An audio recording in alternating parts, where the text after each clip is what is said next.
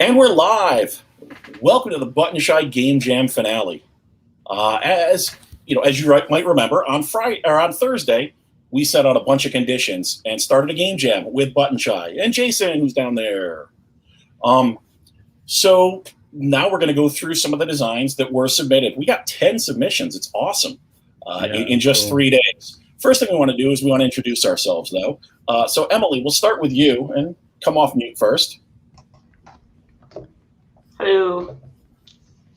So Emily's actually a participant in the contest, or in the game jam. So she's going to just speak to kind of her experience putting together a game in under 72 hours and kind of what she thought and things like that. Jason, you want to introduce yourself? Yeah, let me get back to my screen. I'm trying to share the link, but I can't seem to find it. If you can send it to me, I'll share the link. Which link? Just the for this twitch.tv/Dunpub? Yeah, thank you. No that's good enough. I'm Jason Tagmeyer from Button Shy Games. We make little tiny 18-card games that are about this big, little tiny ones, just in these little wallets, cards only. And we do a bunch of contests, 18-card contests, and this is our first game jam, right? We haven't done anything like that. I don't think I've never been part of a game jam with you. Talked about it before. We've done little like riffing on Discord and like here's a fun topic to try to design something. But we've never had like a specific game jam before, so this is cool. So, if you want to know more about Button Shy and, the wallet games, if you check out the panel that's on Twitch or YouTube, whenever you're checking us out from Thursday, you'll get some more information about that.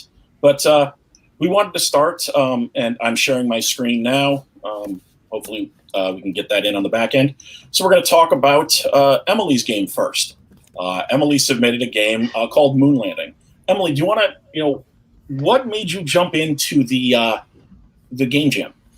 Aside from insanity, I'm not sure. Well, I saw that there was a design challenge, and I thought that was really cool, and didn't have anything for it. And then I was checking out the channel on Discord just to see what people were coming up with, just because it's really cool to see other designers process and all that. And then this morning, I woke up with an idea. And I decided to just try to get a game ready within like 4 hours, just to do this. And I'd actually been brainstorming for several weeks for the other Button Shy challenge, but was unsuccessful to put something together. And I think both of the challenges kind of merged in my mind, and I came up with this. That's awesome. Awesome. Yeah. When I asked Emily if she would be on the panel, or if she wanted to be on the panel and talk, I said, we just wanted to talk about how it was to make a game in 72 hours. Sheepishly, she said, I want to be honest with you, it only took 4. And I was like, that's fine. You finally got the idea. Sometimes that's the way, the creative process works. Oh, I've done like the weekend game jams where you actually go somewhere to do them too. Like where you're not from home, but you go to like a college or whatever. And we were like, in like 2 hours, we were like, all right, I think we got something good here. We could probably just fine tune this and play test it. And then, everybody else is just driving for 24 or 48 hours. So sometimes, and I've done a bunch of them and none of the others were like that. Sometimes it really can hit and hit quickly and come together nicely. So yeah. Emily, go ahead. Continue. No, there's nothing to lose, right? You're just like, it's all part of the challenge, like getting your design brain going, and just seeing what you could come up with. So that was really fun to kind of experience that. And then because it was a design challenge that was so short, you get this like rush of adrenaline. Oh yeah. As the deadline nears, and you're like, oh my gosh. And it took me like at least the next hour after submitting to kind of calm down from that. And I've since like had like changes in my mind, like, oh no, shoot, I should do this instead. And like, I'm still working on it constantly. That's cool. That's awesome. That's awesome. You want to, since you're here, we can take advantage of you to kind of give us a little bit of a spiel here for Moon Landing. Sure. So the objective is pretty straightforward. You're leading a mission to land on the moon, and you're just using 6 D6 dice, and you have a crew of 4 specialists, engineer, physicist, mathematician, and then a pilot, and you're trying to level them up during the game to kind of give you different benefits and complete events. So the 18 cards are 18 events that you need. You don't need to do all of them, but you need to do them kind of to progress through the mission.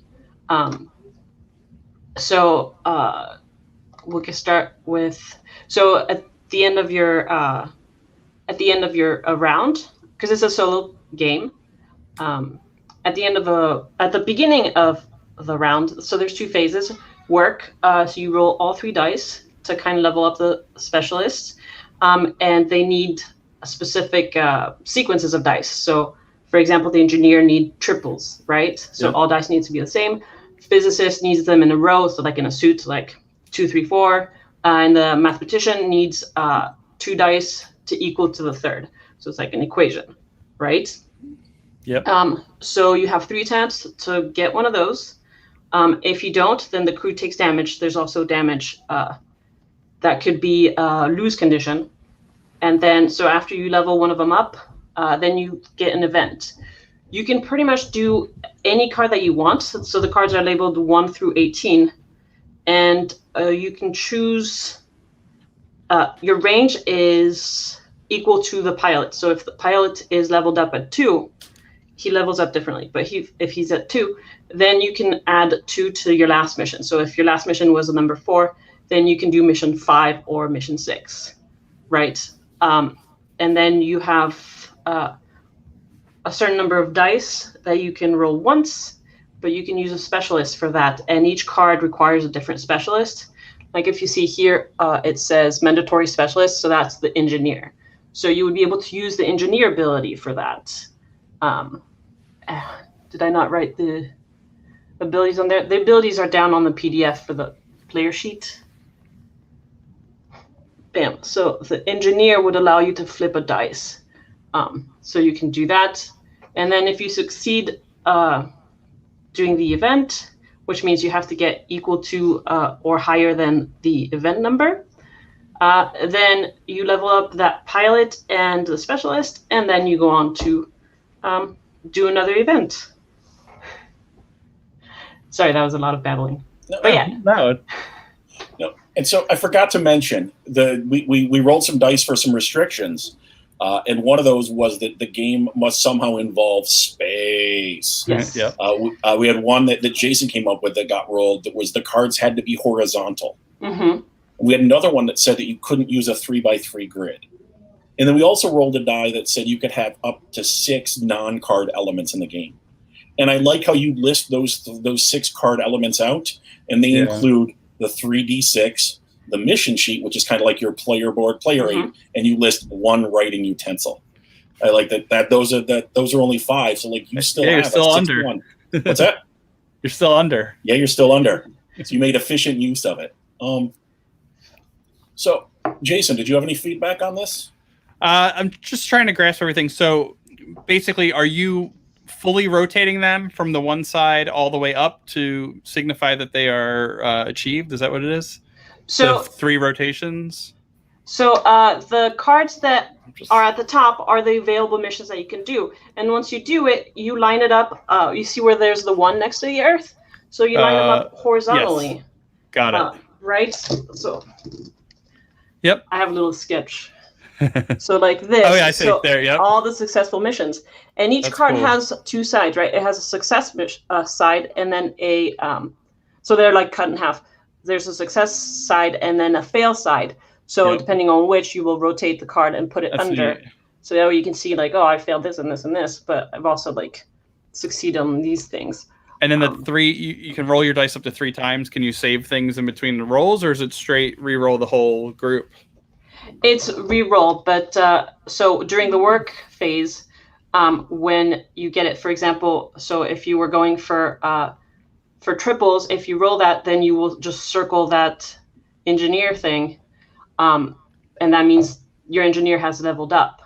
Cool. Right? Yeah. And then during the event, that if you're using the engineer, then you have the ability to flip one dice, right? Because that's there's a lot of manipulation, which is cool. Yeah, but when you're doing the event phase, you do not get to re-roll. You just get to use the abilities, and that's it. You're a lot more limited. So you have to think about which specialist is leveled up enough, because the cards, like for example, the 4 card, it's 2 sides. On one side, it would require the engineer. On the other side, it would require the mathematician. So you're choosing which abilities you're going to use to hit that 4. Got it. Yeah, it's cool. I like the little bit of like you've got your play sheet, which is cool. Horizontal. How did the horizontal come into play for you? Did you feel restricted by it, or did that throw you off at all? That's what I was kind of concerned about.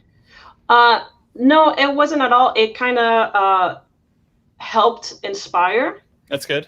Because then it was kind of like you're doing a little bit of a story comic strip, right? Yep. By putting them in a row.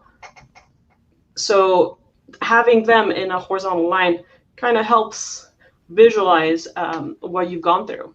That's how I work as well. Is I took the horizontal, and it was just that was the defining, even more than space. Like horizontal to me was, this is going to be a little different than my normal thinking. Yeah, and the 3x3 grid, I was not really like, I was like, oh. Yeah. Unless it was like you have to have 3x3, then I would have put that into my yeah, I have a feeling that wasn't going to throw anybody too off. Yeah. It just it was more eliminates of a it from the running. Anything. Yeah, exactly. It's a joke on the inside joke that a few people might know about that we're in. But if we didn't have it, I guarantee you half the games would have 3x3 grids. Yeah. So it does help. I think it's a cool little puzzle, and using the dice, and like you mentioned, everything's about manipulating the dice in some way. I think it's a cool little puzzle. We'll have to have Mullins take a look at this. Yeah. So, thank you, Emily. Did you want to let people know where they can find you online at all? Oh, sure. So I make games just as a hobby, and I am on Twitter and Facebook at Zerua Games. That's ZERUA Games. Awesome. Thank you for stopping by. Thank you for having me. Good talking to you. Thanks.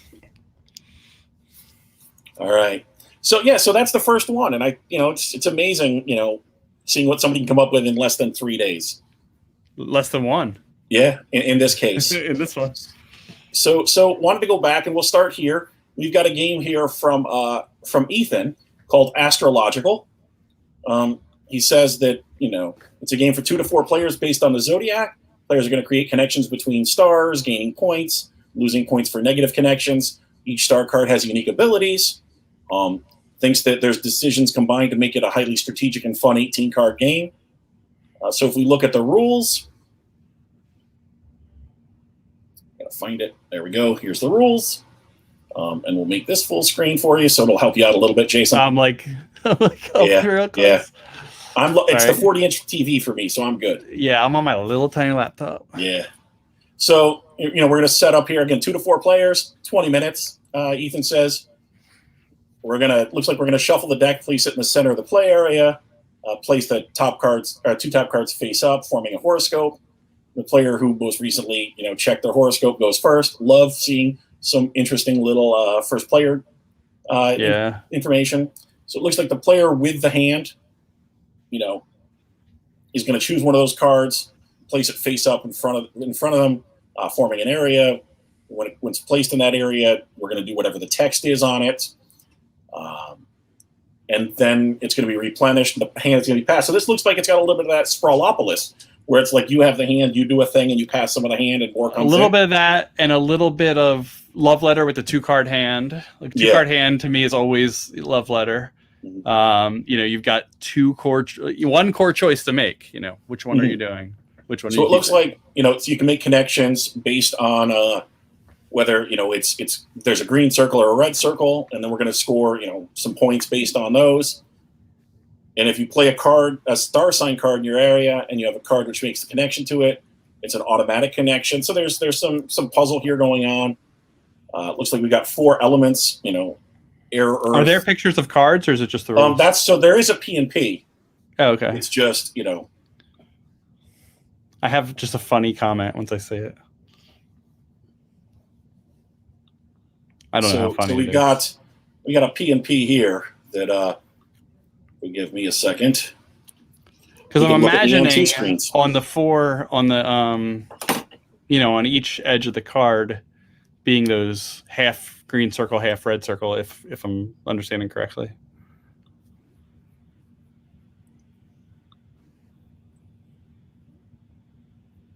Do I not have? Oh, that's because I did that with it. Everybody can look at me on StreamYard. Pull the other keyboard down, so we can see we got a P&P here. Go full ink. That's low ink. You want to be full. I want it to screen. We can handle it. We're not printing it. All right. So it looks like here's where we were talking about the green and the red. Oh, okay. I see on how the it connections. works. Yep. The cards are definitely horizontal. Yeah. And we see, so it's based on, I guess, what they're connecting to. See, I was imagining them connecting to each other, like physically connecting, like on the table. And then I was going to say at some point they could form a 3x3 grid if they were connecting on the table like that. So if we go back and we go up here, there was design notes. So this gives us a little more feel for what the card looks like, the element and its connections. Oh, there's the little wheel of all the kind of showing how they're all split up.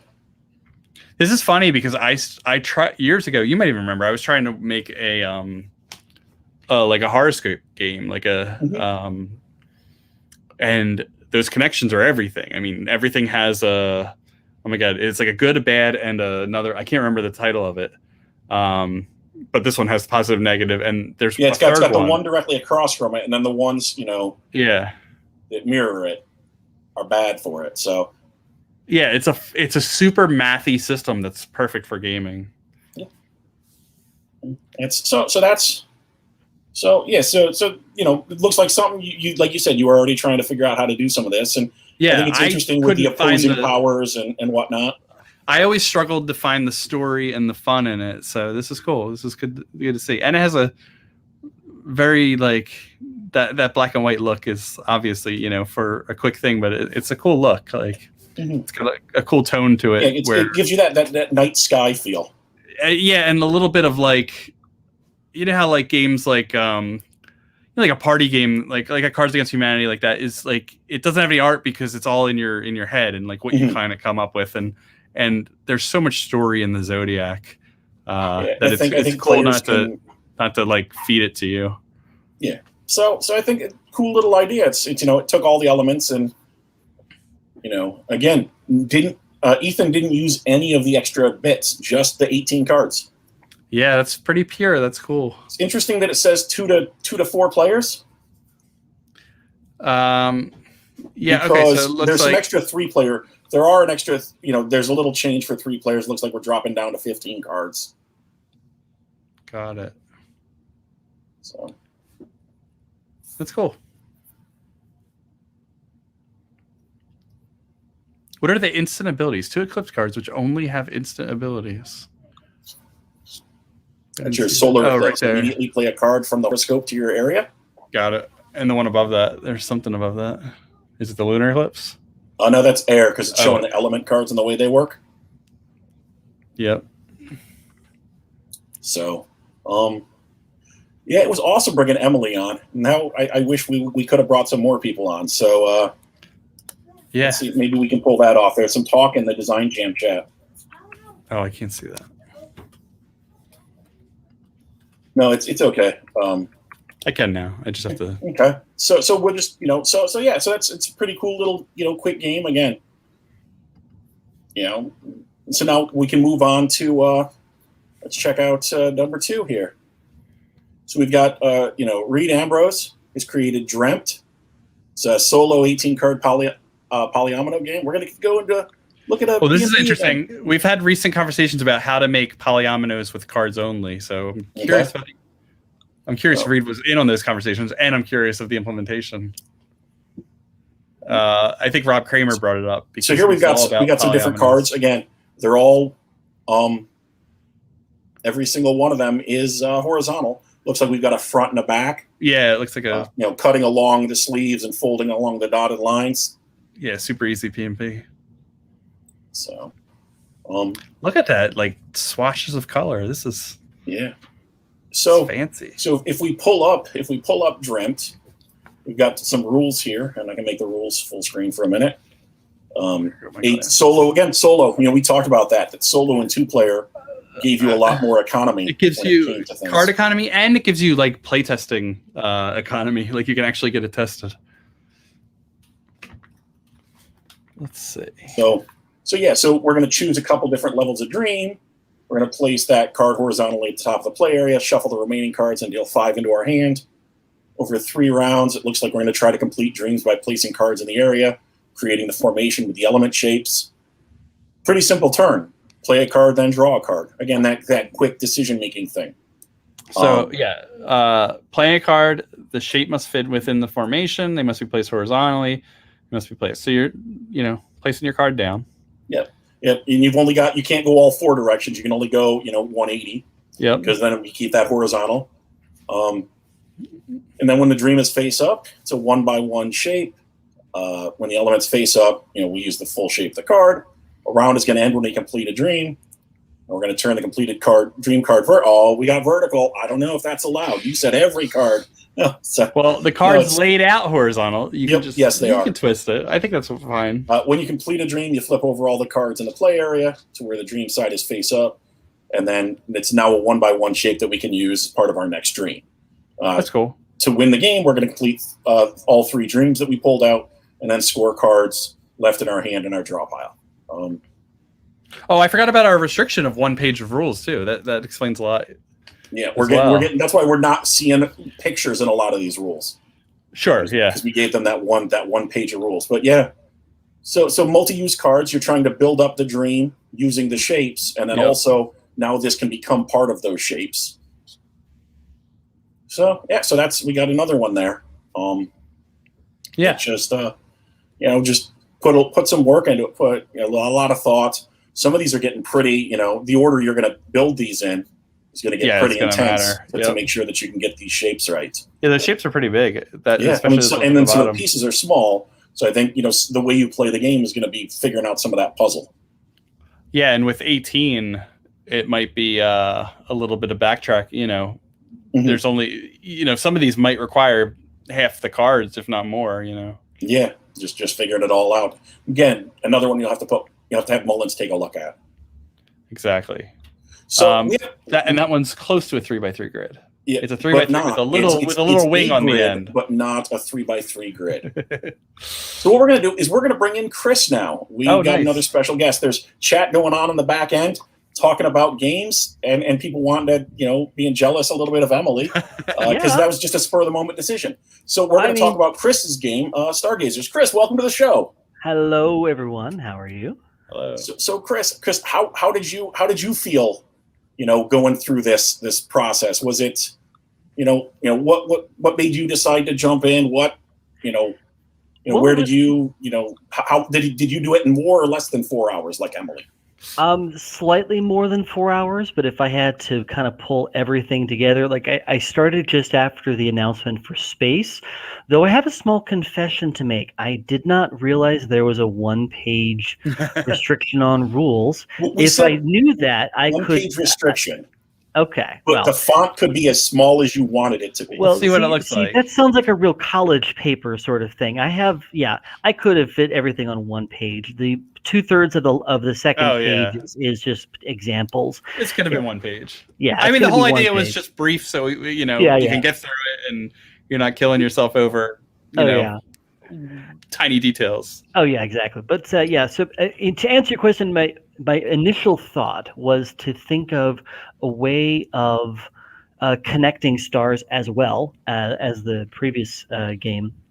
And it kind of started just from a thought of how would this look? And I kind of pretended I was kind of back in the 7th century, 8th century, where I'm making up these constellations.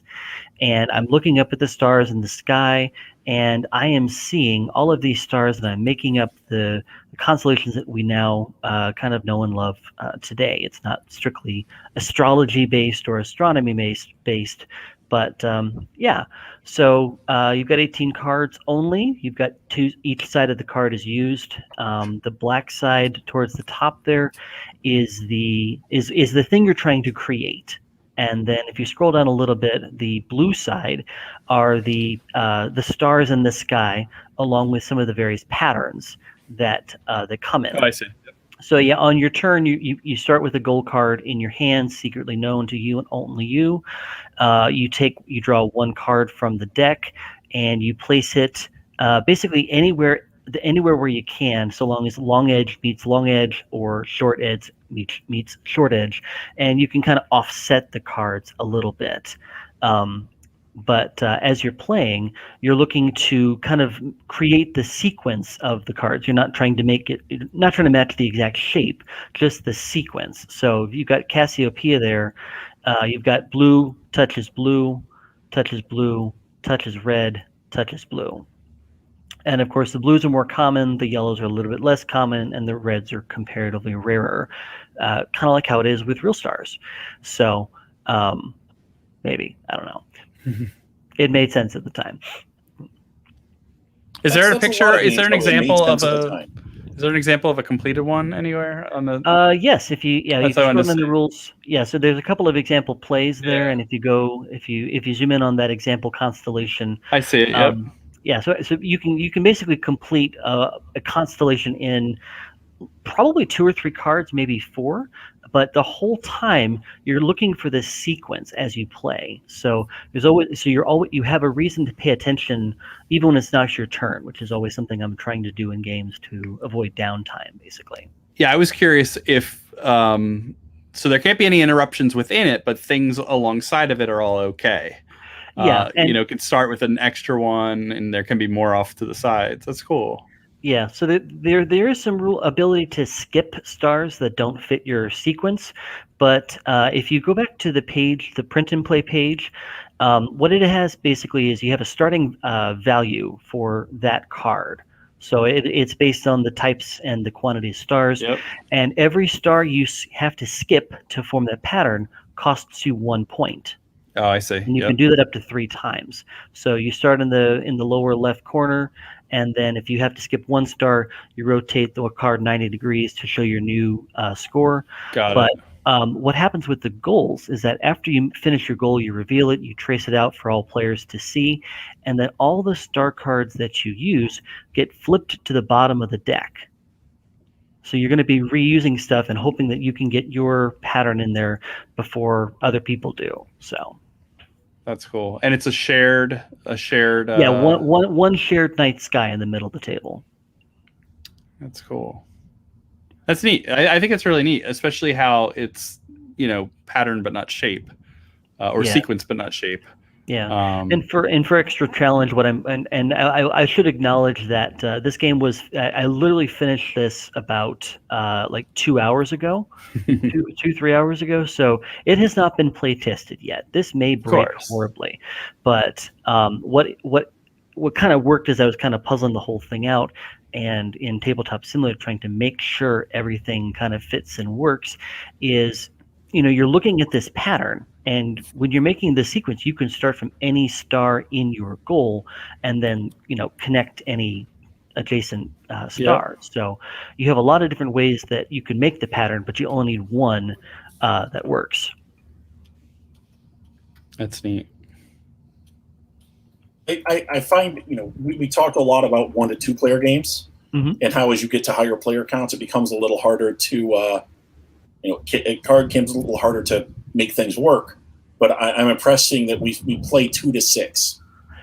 Yeah, and because one goal with higher player count games, of course, is to reduce downtime, make everyone feel like they have a reason to pay attention when it's not their turn.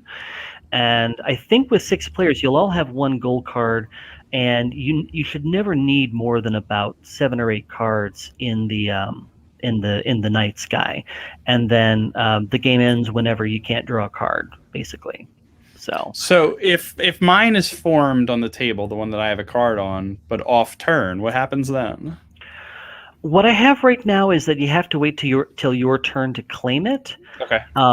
What I'm thinking might happen is that based on based on playtesting, of course, what might happen is either A, you can claim it, but the person whose turn it is has kind of first chance. Sure. Or maybe as one card is placed, if you need to go around the table, everyone needs to say yes, I can claim something, no, I can't, or whatever. Yeah, I guess that would be my only concern with those high player counts is waiting around and and it not being it couldn't be available anymore too, right? If somebody I could wipes the cards away. Yeah, I could definitely place something on my turn and be fairly close to that. But if I'm able to play it off turn, then there's definitely a question of who gets to go first, and maybe it's just your turn has two phases: a placing phase and a claiming phase. Yeah, starting exactly. from that player and going around the table, anyone that can claim, in turn order may. If no one does, or if someone does, then they do. Then the next person places a card. That's good because it'll make people not feel like they lost their chance or something. Yeah, Exactly. that would be the concern, especially with more players. The more that'll happen. Exactly. So some playtesting to do with it, but a really fun concept that I'm going to be working with. Nice. And that's the goal. The goal is to give you a jump start into something. So Exactly. So let everybody know, Chris, how can we find you online?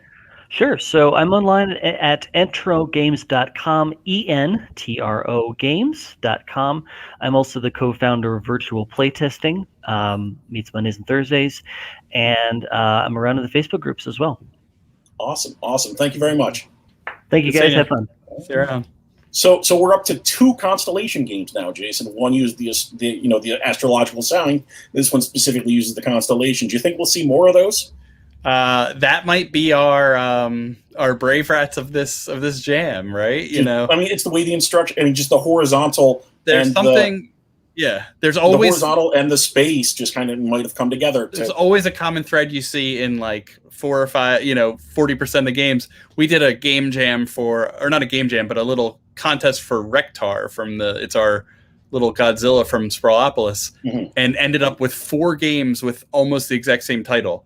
There was Rektar's Rage, Rektar's Rampage, and Rektar's Rampage. Out of 10 submissions, 4 of them were that. Okay. So you do see patterns in these because things hit a certain way. So now we're going to bring on Sam. We're going to bring Sam on, and Sam's going to talk about a game. And let's find in the submissions. Hi, Sam. Hey Sam, how you doing? Yeah, not Your submission is the other way. So tell us, like, what prompted you to join in on the game jam? I was already joining in with the Button Shy role-playing game jam, and I saw it in Discord, so yeah, thought I'd jump in on. So you're on all the stuff right now. Yeah, very busy at the moment. Cool though. So how did you find? I mean, how did you find the restrictions and the 72-hour kind of? It's actually less than 72-hour window. Wow, it's like 69 tops. Did you find that like exhilarating, or was that frustrating for you? Oh, it's useful. I mean, I almost never finish the games I design, so giving me 72 hours to have to get it done worked well. Okay. So I'm pulling up your card file as well here. Any of the restrictions throw you for a loop, or were they more inspiring?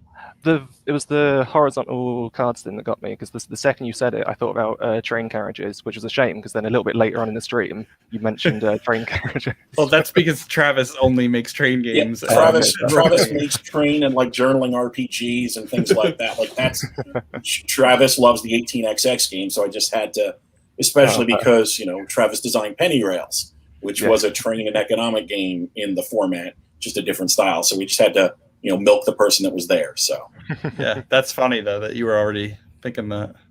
So I see that you did stick to the 1-page rules. Everything is on this page here. It was really thank you for that. Yeah, I did. And that's a decent font size too. That's not even tiny. So tell us here about Transgalactic Express. So yeah, Transgalactic Express is a train line that takes the wealthy from one side of the galaxy to the other. And you play as 2 people who have a stake in that thing, but due to a bitter court case that recently happened, one of you owns the front half, but the other one owns the back half of the train. And you can, because it's sci-fi, you can like make new carriages appear in the train. So obviously, which is the front half and which is the back half is going to be changing over the course of the game. And the aim is to entice like the wealthy passengers to your half the train, get them spending money on the mini bars and the gambling, and hopefully at the end of the game have the most money. Cool. What did you? I mean, did you come up with 6 other things to use, or are you just using the cards? There's other things. The tokens represent the passengers, and Yep. you each have a token to put on. I don't know if you can see the train, the front of the train. I can Yep. only apologize for the cards. So this is this? I assume this is the engine and this is the caboose. That is Yeah, totally yeah, the yeah. engine in the On caboose. Yeah, 100%. Can't you tell? And yeah, so then you put your token there to mark how much money you've gained. Okay, so there's Okay, like so a the score zero track is here in the nothing, grid. and then Yeah. it goes up from there. Yeah. Got it. If I had more time, I might put more numbers on it. But I submitted this Hey, you gotta- minutes before the deadline. So That's. But you did it. You did it, and like we said, under 72 hours. So I got a question, and this is important. Does your score track go completely horizontal and horizontal again, Yep. or do you Let- snake them? Oh, it doesn't snake. It goes left to right, left to right, left to right. Okay. Because Is that people the are going to correct complain answer, about Ben? that regardless. Okay. No snake rule. Yeah. So, what do you think are some of the interesting elements of the design you put together here? Okay, so I don't know if you see the little arrows on the top of the trains. Yep. So if you imagine like you've already got a little setup where there's passengers in one room and the purple passengers in the other.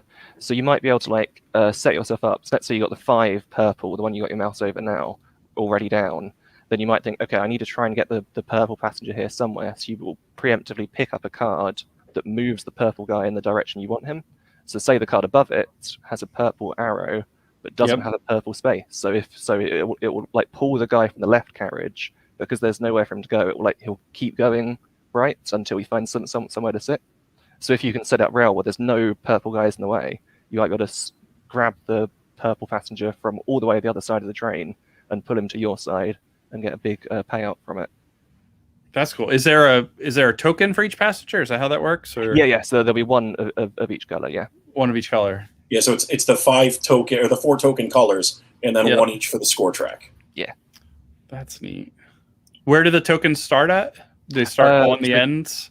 They don't start anywhere, and Okay. the idea is so when someone first places a card down where they can sit, they immediately go there, see. and you also get a 1 money as a reward for like being the first person to. Okay. get Yeah. them. That's cool. It's cool. It's a cool because you got that tug of war going on with the passengers, kind of looping back and forth into different places to figure out where to score them, and like you said, pulling off that cool move where you get them into the 5 space because you were able to wizard it out somehow over a turn or two. Just can make you jump into the lead and get the win or something. Yeah, that's the idea. Yeah. That's the hope anyway. It's a cool little design. It says choose the A or B side. What is the other side? Yes, Is it more of the same or? No, there isn't currently an A Okay. B side, but the intention was that right now it's completely balanced. So you're as Sure. likely to move the yellow person left as you are right. Oh, I see. So they're the opposite. B side, like maybe the B side, maybe the green guy, maybe he doesn't move very often, but when you can get him to move, he'll pay out very highly. Whereas say the purple guy, we're moving all over the place and Yep. constantly like handing out money left, right, and center. So that's the intention. But yeah, there isn't the B side yet. So it was mentioned earlier that some people didn't get a chance to maybe play test their game. Did you play test this at all, or A did little you bit. just kind of theory craft it? So I playtested it with myself a couple of times on both sides, and I also managed to rope a friend in last minute to playtest it with me, and it seemed to work. Okay. That's cool. Sometimes that's all you can hope for, especially on a Yeah. first play test, is that it works or seems to work. So that's cool. Yeah. Did they have any feedback after that? Well, one was the visuals were sometimes hard to read, but I was fully expecting that. Yeah, of course. Yeah, but they were also very fond of the theme. They found the idea that one of you owns one half the train, and the other owns the other half the train quite funny. which was How big was the biggest train that you got? That's what I'm curious about. we didn't overwrite, right? So you can play cards on top of each other, but we didn't do that Okay. very often. So our train ended up being 18 cards long. Oh my basically. god. Which is good because it means I filled the space theme in one sense. It's a train of space, but also it takes up a lot of space on the table. so- Exactly. That's Cool. funny. Yeah, Awesome. overlapping adds a cool element that I didn't even think of. Yeah, definitely. It's going to change up. Now, is overlap anything, or just a space maybe where there's no passengers? So definitely where there's no passengers, and you Yeah. also can't overlap a carriage that your opponent currently controls, because I thought that'd be really just annoying. Like if they've set something up and all you need to do is put a card on top of it to counter that, then Sure. that'd be a bit boring. So yeah, so you can only overlap your own cards if there's no passengers there. So when you play yours, is it facing you and theirs is facing them? Is that Oh no how no, it works? so it's all based the same way, but like yours will be on the ones in the front half of the trade, and theirs are on the back Oh yeah, half. yeah, I got it. So Got it. yeah, so if you play one on their side, that might without overlap, you can play it on their side without overlapping. That might push some cards into like your side of the drain Yep. and unlock more combos. Cool. Awesome. So, Sam, tell people how they can find you on the internet. With difficulty right now, but if you if you Apparently in the Button Shy game jam or the Button Shy yeah. Discord. if you go in like various discords like Button Shy or some of the other ones, I might be there. Okay. Awesome. Thank you very Or much. if you just make a game jam or 10, Yeah, he'll sure. sign up for all of them. I'll turn up. Yeah. Awesome. That's awesome. Thank you. Thank you very much. Cool. Yeah, cheers. See you around. Cheers for me. See you. So we're going to bring on another guest. Wow, this is such a surprise. It's so cool. They were talking in the Discord after They're we just brought there, Emily in. yeah. We were like, oh, I didn't know that there was it's like there wasn't a pitch necessarily. This is just something we thought of. We kind of like, let's get one. And they all want, a bunch of them are asking to do it. So we're going to keep doing it. Well, it's easier to get some intent outside of a page of rules, too. you know? Absolutely. So we're going to bring in Corinne now. And I'm going to find Corinne's submission. Hello. Hey, Hi, Corinne. How you doing? Doing well. A little nervous, but happy to be here. don't be nervous. like I just said to Mandy in the Discord, there's concern about how polished a design might be. It's like, but you did it, Yes. and that's Yes. the Yes. bright spot here is that you did Very it. true. Very true. So yeah. So now we're gonna look at your game, Your Space. I like the name. First of all, how what did you feel brought you into participating in the game design jam, and how'd you feel about everything that you've done over the past couple days? So first of all, I love a challenge. It kind of gets my brain going, and that's the first reason. Also, I've really wanted a Button Shy game to like. I'm new. I'm a new designer, and so it was just like, let's just try it. Let's go with it. And I have 3 little kids, so I was trying to like navigate playtesting another game I have, the kids, my husband playtesting his game, and designing this game. So I had a nice 3 a.m., okay, I think I'm good for now. And then this morning just kind of finished it up. So I apologize for not having more to this because I have like vision for what the cards would look like and just didn't have the time to put it together. This gives us a vision of what also Sure. 1 page of rules. Yes. No, it's proof of concept. Some of you were asking in the Discord about like, oh, my rules aren't final. I don't have this. I don't have that. And I was like, bullet points can do just as well as a wall of text in this case. It's just Okay. it's kind of like going through the process. So tell us about Your Space. So I am not the biggest space, like outer space themed. That's not my thing. So I was like, all right, let's think. So I wrote down a list of, okay, parking space, all these different plays off of it. And I was like, all right, my mom's an interior designer. And I love the idea of having a game about like updating furniture and like moving it around and stuff. So this is your space and you're updating your the aesthetics of your living areas in your house. And you are trying to do that without spending all of your money. So you have the money spent aspect and then the appeal aspect. And you're trying to keep your money from going all the way down and getting appeal all the way up to be able to win. So it's basically a win or lose. There's no score. Yep. The components I added, so it's the 18 cards, but there's D6 and 2 cubes for keeping track of the money and appeal. That's pretty low. Is the money spent in appeal, is that on a card or is that an extra thing? It's on a card. Wow, that's cool. So basically, and then the others, there's one card that has that chart, and then another card that has like the combinations that you can create, which adds to your appeal. Oh, I see it. And that could be in the rule book. That could be on a card. I made it on a card to kind of show that there are enough cards to, make it work. Yep. So basically, yeah, you've got your furniture items, coffee table, sofa, and just kind of playing with that.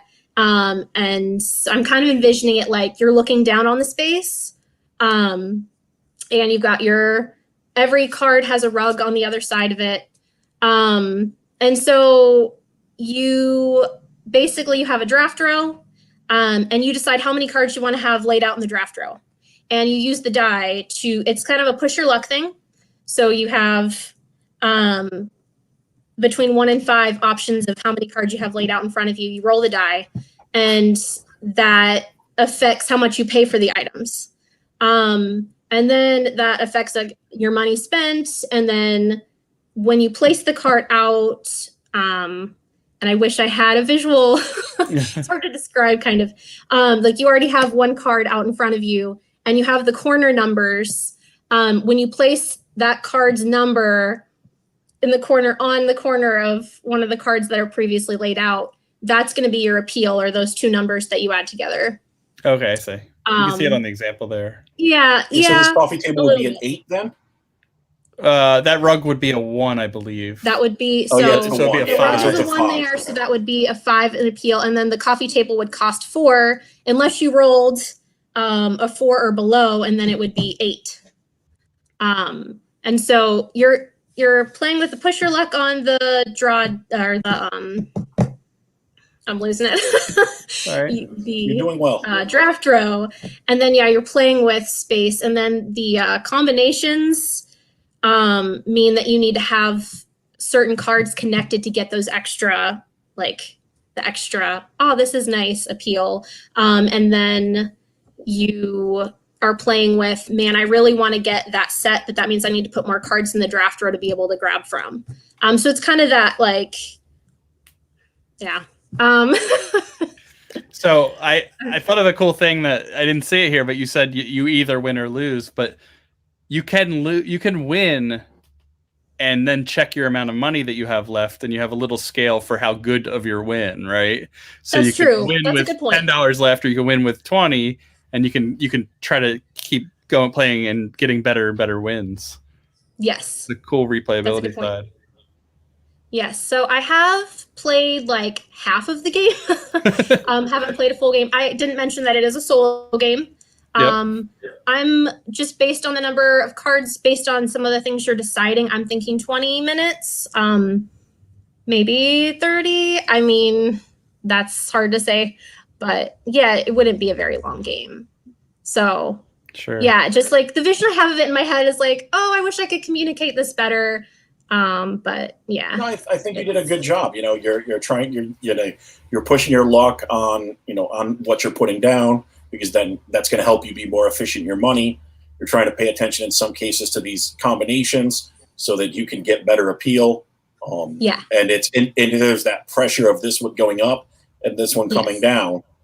Yeah. And kind of, you're going to get to a point where it might get a little more frenetic, and maybe you're pushing your luck more so than you would want to, but it's Mhm. because you feel like you have to get that win. Right. It's cool. It's gonna look neat on the table too. Because it's gonna the way that the cards overlap, especially here where you've got the corner to corner in some cases, you're gonna have this this spread that might Yeah. look like the way a room is set up in some Yeah. way, the furniture and the chaining and stuff like that. So it's pretty cool. It's pretty cool. Yeah, it is. So how can people find you on the internet, Corinne? Well, I am new to Twitter, so I have a Twitter account at Rin Yeager, RINN, YEAGER. and Facebook account, my first and last name, and that's pretty much it. Awesome. Thank you for participating. You said you tried to get it to work, and you feel bad about this, but this is a good example. It's a great it's totally representation. It's laid out well, Thank you. I understand and I all think of you got an interesting game idea. Awesome. Cool. Thank you so much. Yeah. See you around. All right. So we're just going to go through I think that was the last of our special guests. So we're Okay. just going to go through these real quick. We did Ethan. We did Reed. It's running my glasses. Give me a sec. We're going to go to Cody here. Cody's got a game called Shields Up. It's a dexterity game for 2 players. Each person is a space pirate ship trying to sail the high seas of tranquility. Let's get that P&P pulled up. If I was prepared, this would all be done. But, That's a lot of windows. yeah, it is. But we're making it work.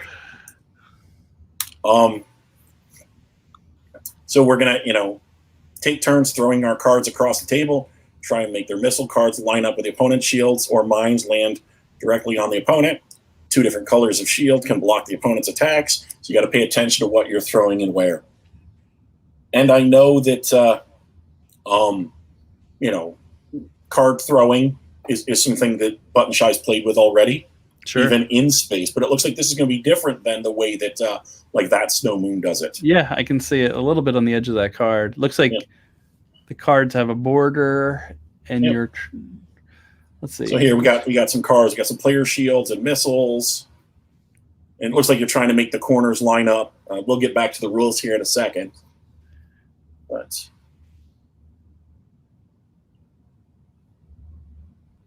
What then is we've got that? some tokens, Oh, they're like Here- status tokens. status tokens on some different characters. That's fun. So each player is going to get 3 tokens. So that's going to be your 6 components. So it looks like for the round, each round player's turn consists of calling which of their shields. So first you have to call where you're going, Mhm. that they think their weapon's going to hit, and then throw it, trying to hit that Calling edge. your shot is interesting because I'd be horrible at that. Yeah, I feel like I've played around with something that calls shots too, and it's fun, but it's hard. It's very hard. Player must choose between a mine or a missile drone. If it flips and is laid on the backside, it fails. Mines hit if they're on the one that they called. So I want to see what happens. Once per turn, you can flip any of their ready crew tokens to their power to use their power in addition to the weapon throwing action. And that's going to be, I think, the 3 player token. Again, You could flip One a damage page of one rules. back. Yeah, major rules. that's cool. Yeah, so we can, the engineer token is going to flip a damage shield. The navigator is going to move my merchant ship to the opposite side of one of my shields, kind of put it out of play, maybe make it harder to hit. And the captain token is going to do one of the 2 others.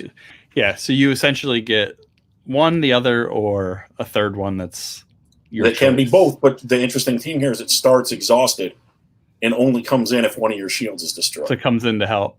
That's It's a good player story in assistant, that. so. Yeah, that's cool. Yeah, the cards are horizontal. They're laid out horizontal. They're They going to are. end up, in a lot of places. I think adding the tokens and that manipulation that you're going to get out of them That's a lot of changes game up right what is there. just Yeah. that normal 3-player or that normal card throwing game.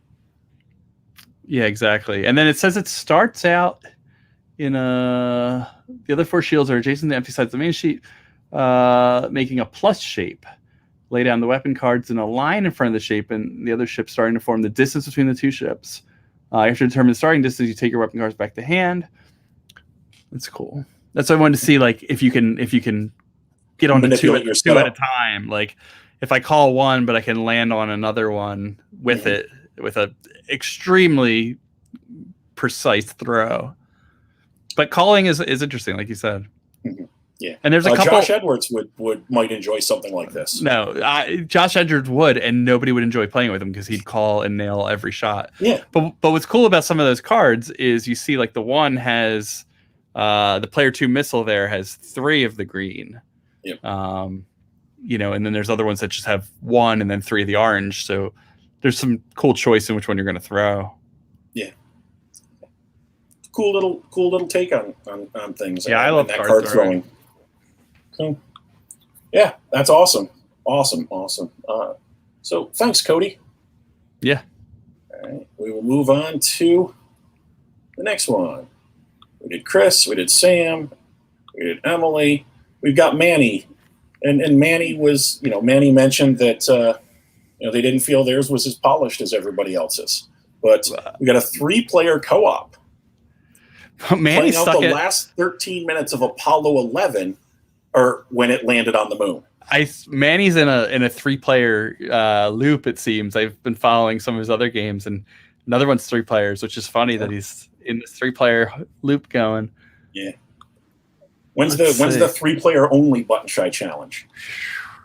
We try to make and I always tease him saying that this is not 3 players a hard thing to sell.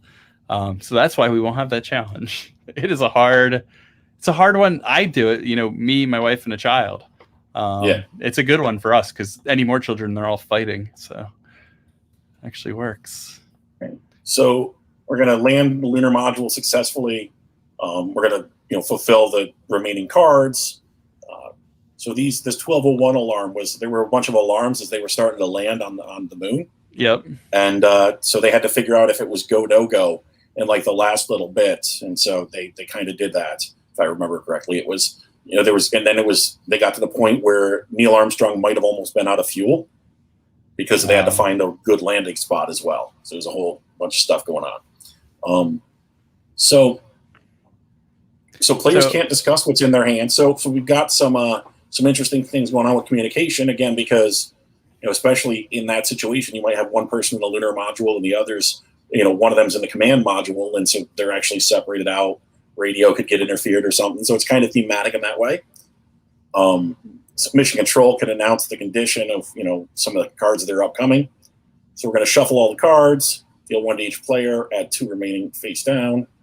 We're going to give 5d6. Yep. So we got some d6 in there to create some randomness. So can you see this? Okay, you want to zoom out? Yeah, no, I'm good. So Mission Control draws 3 cards, add 1 back to the moon track. Mission Control gives 2 more to the command module. It gives 1 lunar module and slides under the draw pile. The lunar module plays 1 from their hand to either computer or for its action. Then they advance the moon along, and the moon cards are fulfilled. We add them to the score pile, and then the lunar decides to stop playing cards or empties hands. We go back to the first step. So it's 3 people playing distinct roles. Which is cool. They all have their own role. That feels very, very. It's sort of unique in a co-op. You see it in what's that underwater game called? I don't know what it's called.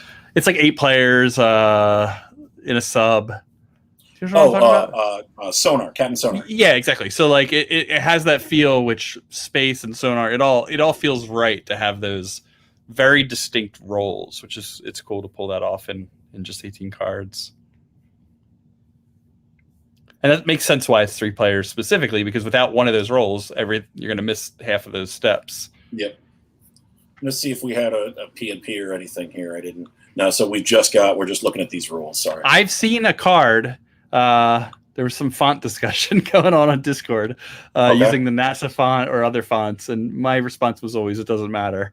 Mm-hmm. But there were cool images being shown around. Okay. But so there's a whole bunch of lose conditions, which is neat too, because Manny mentioned struggling with like a difficulty level for solo or co-op, and 3 lose conditions sounds like it's got some nice difficulty going, at least in the initial plans. Do you wonder if, you got the dice to help play with some of the randomness, but I always wonder when you have something like this where it might, because there's so many lose conditions, you want to make sure you stay away from that, like being on rails and following the same process every time. Those all have to feel like any one of them are possible, at any time. Yeah, exactly. Like reveal the moon card without having the computer function. As long as that's not happening in turn 2 by accident or something, you know what I mean? You want all those to feel like equal threats, or they each feel like they each address something individually that makes it a struggle to do, but they don't want to prevent you from doing it. Like revealing the moon means you're drawing cards. You don't want to not draw cards to do that and then find some other path of action that you can do every game, because then it just becomes formulaic. Awesome. Yeah. Manny mentioned, having a toddler at home made it harder to, polish. But I think there's a lot of thought that's been put into I think this. there's the start, and now you polish later. The point is to get something on paper and get something down. Exactly. And so that's awesome. And so thank you, Manny. I think you got a good head start. Yeah, I think so too. So we're bringing on another guest. Surprise, surprise. So we're going to bring in Catherine. Hello. Hey. And we're going to go back to Catherine's submission. Hey, Catherine, how you doing? Doing good. How was lunch? It was very good. It was with my sisters, so that's why I'm not wearing a hat today. If I look strange. How dare you not wear a hat? What were you thinking? I know. So this is The Last Rover. Mm-hmm. And so the thing that's interesting here is Catherine, in this special section about including extra stuff, included a time lapse of the game. Oh, wow. See, I want to comment on the title, though. The Last Rover is like one of those like 3-word like story titles that, sets your mind going like, oh, why was it the last one? So it's already a good title. Thank you. I was very happy with it. It was originally called Robot Hugs, but equally great now The title. Last Rover. Sounds like two different games. How did it feel? How did you feel? Thursday when all the restrictions went out. What were you ready to go, or did you have to take some time and marinate before you started working on stuff? Well, I watched the stream because I'm working on a different 18 card game, and I was just like, oh, maybe I can just smush this into the requirements. But then we rolled Space, and I've really wanted to do a game about people have finally gotten to Mars, and you just go find a Mars rover and hug it and say thank you because you got us here. And I thought this was the perfect time to actually start working on something with that. It's cool. Yeah.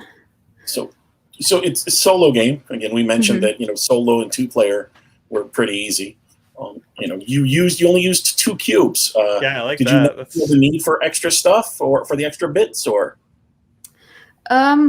I think when I had first started writing things down, I had it ready to use a bunch of bits to track a whole bunch of stuff, and I just wanted to simplify it a lot. So I got a cube for your player pawn and 1 cube to track information, really.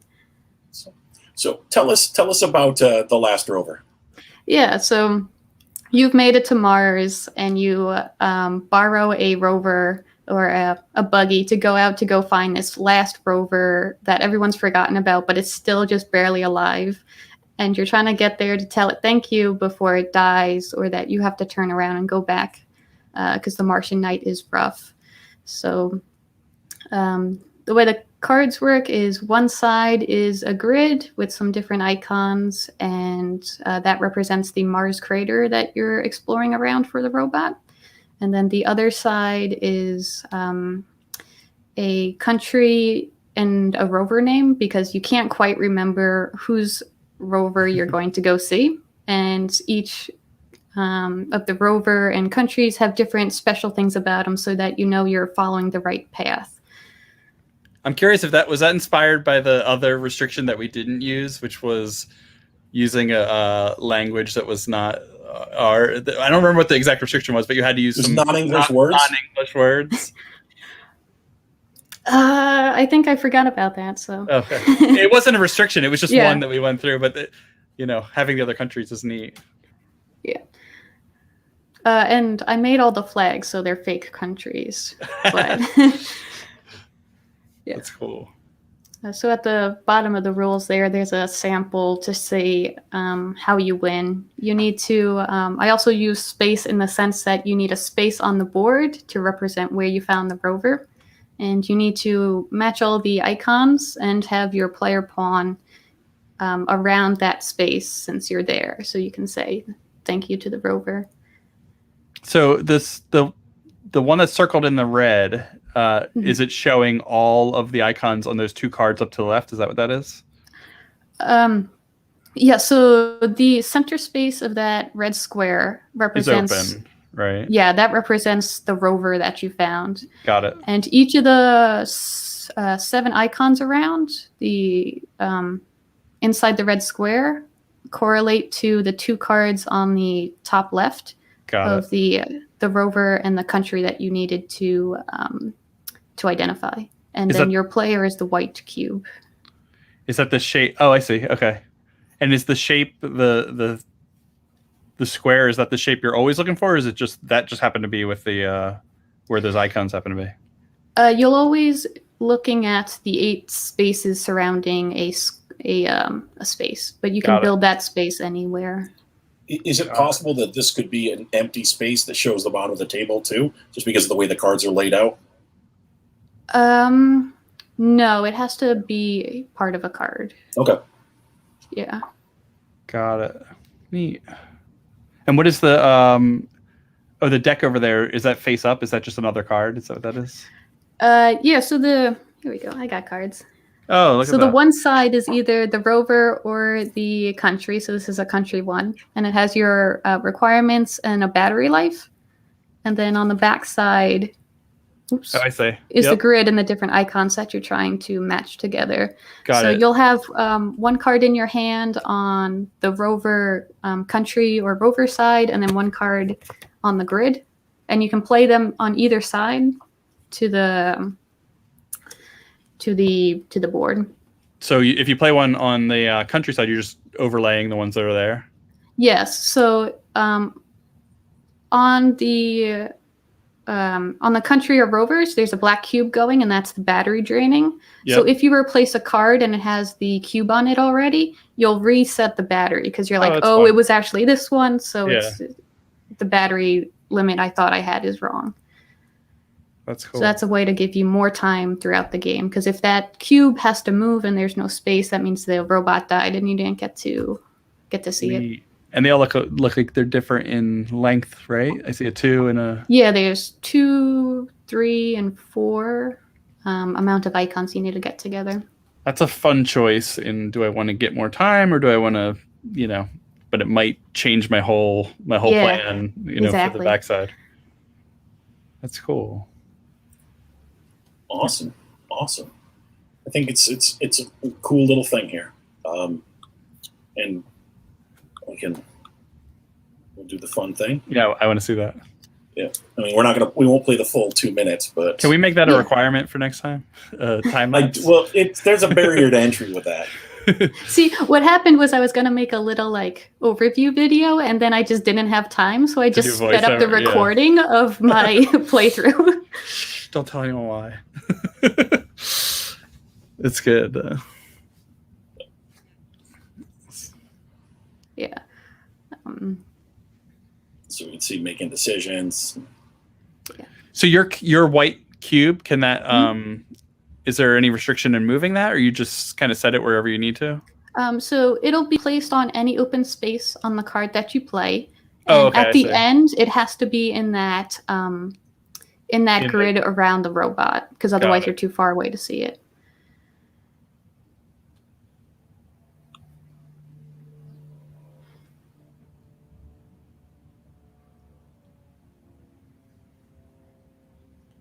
Yeah. So I just think a lot.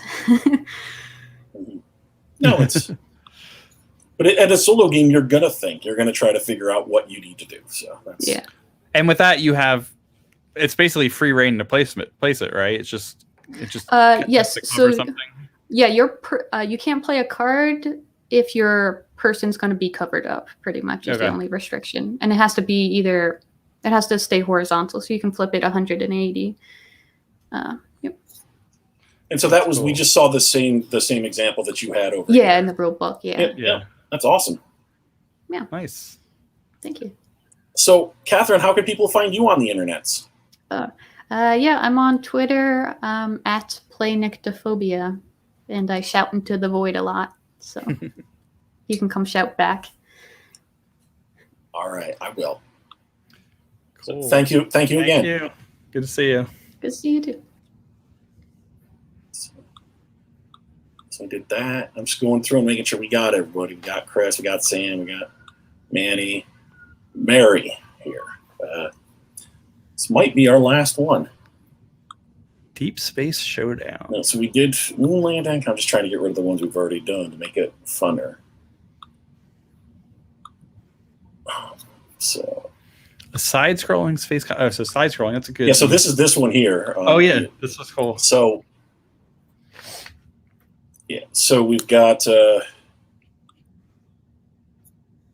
we got one spaceship reference card, an obstacle stats card, a boss card, and 15 combat cards, and some cubes.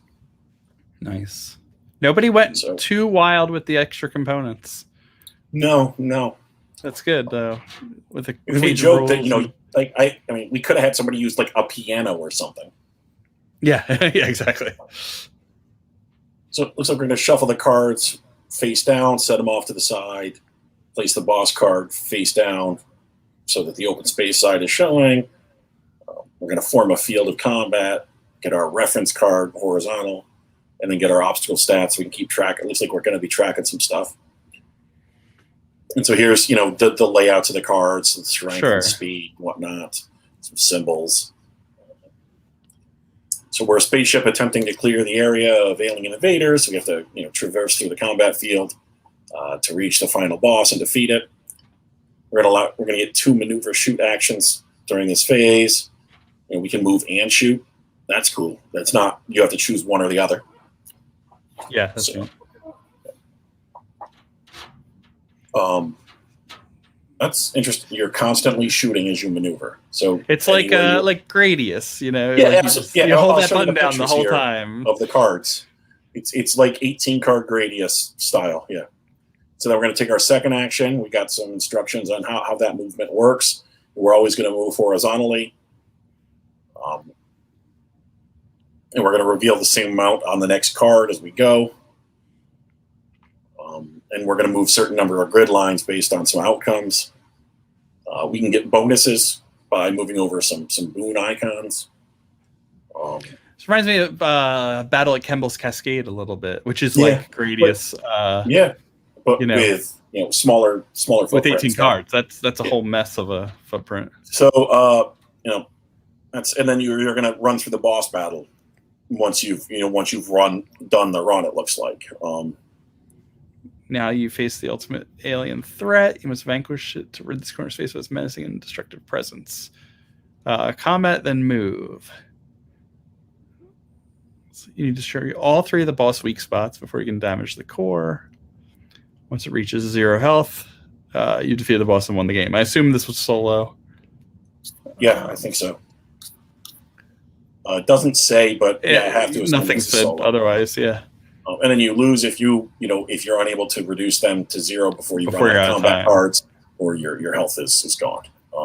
Let's check those cards out again. So here we see some card examples, and you're moving the ship up Yeah, and down. that's You're neat. tracking your health and your shields and your lives.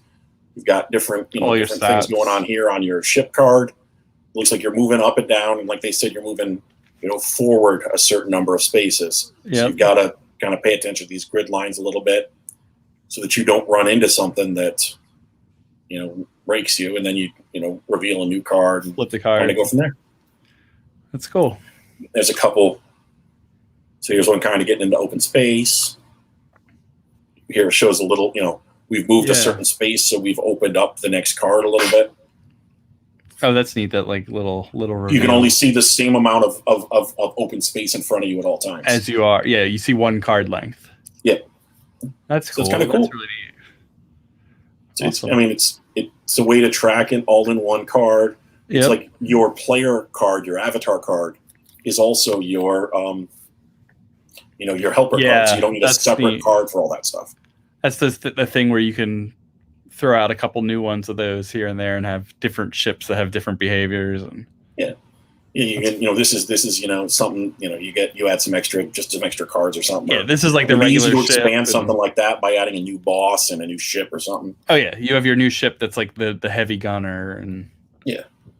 behaves completely different. but has weak shields or something. Yep, exactly. This one maybe you got one that moves 2 spaces instead, Yep. but it's got weak shield. You know what I mean? Or the heavy gunner player- takes up 2 spaces, Yeah. so it's more has likely a wider, to get damaged. more damage, but it's wider range for shots. Now we're Yeah, so developing this game. There's a lot of cool stuff that could be done here as well. Yeah, that's a fun little system.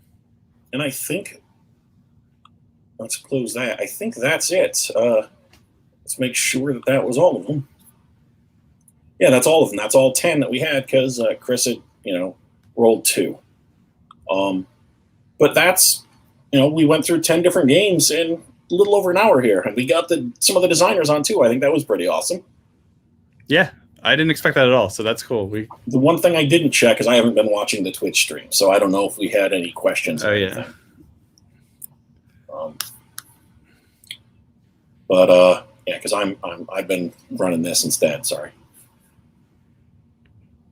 I don't see anything I'm in the StreamYard one. No questions. All right. Let's find out the hard way.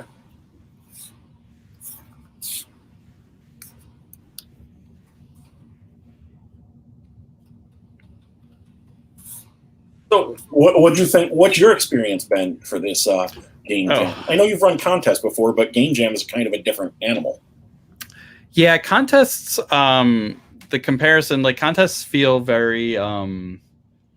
They are a lot more competitive. There's a lot more of a publishing side. We're trying to choose a winner, and it's obviously a lot longer. So you watch people like go up and down through their whole process over the month or two. So this is like, here's what I got. It's on paper.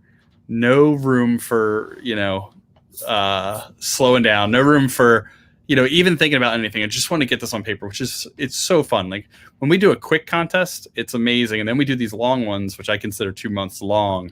You sort of lose that that quick momentum and early initial ideas, which is fun. But so it gets right to that. So we were actually talking about doing some Button Shy game jams recently on the side. So this was a cool little intro to it without with Unpub getting involved and bringing people in. I'm scrolling back through some of the comments here. Somebody mentioned that one of the games felt like Constellation. Okay. It felt like the card game version of Constellation. Yep. A lot of the designers are actually sharing feedback about different things. And so, favorite game, Cadis favorite game.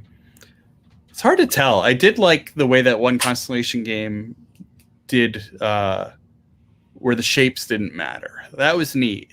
I don't know. Everything here was really neat and different.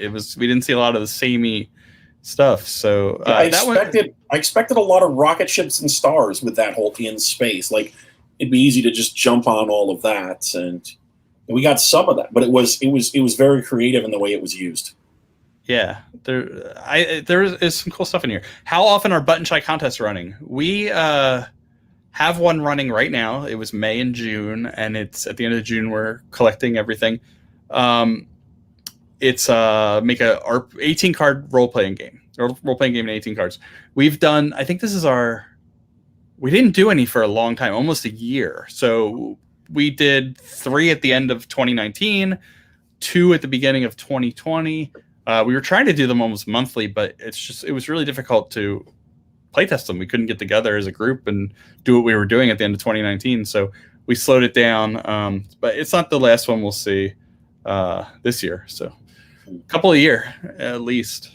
So, I mean, I think, again, in the game jam kind of just, because we had some ideas, but it was random. Like it was figured out now. Whereas, some of those contests you might be talking about, you already know what's happening on the back end for them. You already know what the restrictions might be. I think it's the fun thing about the game jam is that nobody knows till you show up. Even us, it was that was fun. It's very on a whim and see what comes out of it. Awesome. So yeah, I think there were some really cool things. I liked the train game, really. I liked the push and pull and just the building and kind of figuring out what some of that puzzle was going back and forth. I'm not one for the most part for solo games. We just It's just Solo not is just, something. I mean, it's the So- modern, like the COVID, post-COVID, like the go-to. It's, you know, Yeah, yeah. everybody's playing it and it's so easy to test. Like, it's easy to iterate. You don't need 4 people sitting around a table to see if it works or not. So I I'm love just Solo saying that for that that reason. might draw me to some of the bigger games in that regard. So, Yeah. but yeah, like Catherine just said in the in the Twitch stream, she said it was really cool that no one knew the jam rules until we went into it. We had figured out on the back end what we wanted those values to be for the rolls. Yeah. But we rolled the dice live, and then we went forward from there. And I wanted horizontal in, and it got in. that was one of the ones you picked. And I picked that, a and couple. I was hoping for, just out of curiosity, how it would work out. But there was a 1 in 6 chance it was going to happen. So it was a pretty good time. So we've run 20 minutes over, but I think it was an okay 20 minutes because we got to get the designers on to talk about their process and some of their thoughts, and I think that was really cool. That So, was cool. Jason, how can people find you online? So Buttonshy, buttonshygames.com, Twitter /Buttonshy, anything /Buttonshy or Buttonshy Games. It kind of depends on the platform. Discord, if you can find the Buttonshy Discord, it's a good one. And that's where I spend most of my social media time with our fun little group there. Yeah, there's too much going on there. There's a lot of activity. I keep whittling it down. I keep trying to delete channels and stuff just so it find the focus of the conversation and let that run it. But you it's, have a robust, like your a big library. your participants, all the people that are members, they're really active. You got some that are really, really active. So Exactly. it's a good, if you like small little games and like theory crafting and like challenges within those games, it's a good place to go. Channels for design, channels for contests, channels for even like solo playing of our games and posting your scores, and then just like Q&A stuff, and it's cool. You do a great job of keeping the facts updated and things like that too. Yeah, I got Martin Bordeaux on that. He's our savior. So, and I'm some fat kid on Twitter. That's SUM Fat Kid. My real name is Ben Beagle. It's pronounced like the dog. If you need to find me another way, you can try 1-800-BEN. I've been told it works, but I don't have that. And again, thank you to everybody who participated in the Game Jam. These are the types of things, like we come up with the idea, we talk about it on the back end, and you never know how it's going to go or who's going to participate. Or if we'd gotten one submission, we still would have been great. So getting and 10 was awesome. if anybody keeps going on it, send us updates. Like, it'll be cool to see, where We these always become. want to see. We did a Haba Game Jam back in January, and I actually asked the designer yesterday while they were on a panel what how the game was. Yeah. So Yeah, I'm curious I like seeing how things grow and how things, and maybe they might become more than 18 cards. That's what I was and gonna say, and it's a good idea, but it's a good starting point if nothing else. And that's the idea behind the Game Jam in general. Exactly. So, all right, that's all we have. So everybody have a great day. Block C is open. It's been open for about 20 minutes. Come play test some games, help them suck less, and we'll see you all next time. So yeah.